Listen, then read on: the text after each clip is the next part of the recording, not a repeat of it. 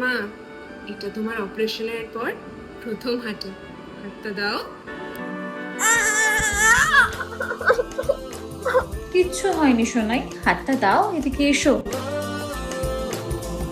সোনাই, বলছি ওই ফোনের ওই সেটিংটা আমাকে বুঝিয়ে দেবে রে? কি একটা বলেছিলিস, আমি ভুলে গেছি। মা, তোমার মাথায় কি গোবর পড়ে আছে? আমি তোমাকে বারবার ফোন ইউজ করা শিখেছি, কি করে ভুলে যাও তুমি?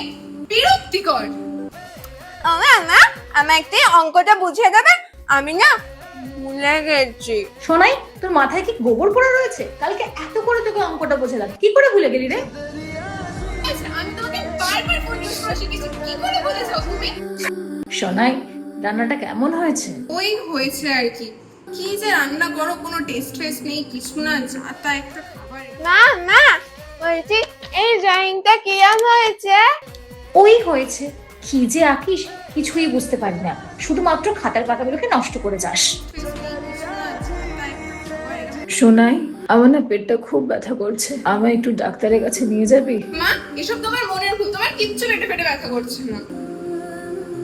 ও বাবা আমার না পেটে লাগছে। ওই সব তোর পেটের ভুল, কিচ্ছু হয়নি, উঠে পড়। সত্যি মা, খুব পেটে ব্যথা করছে খাইটা।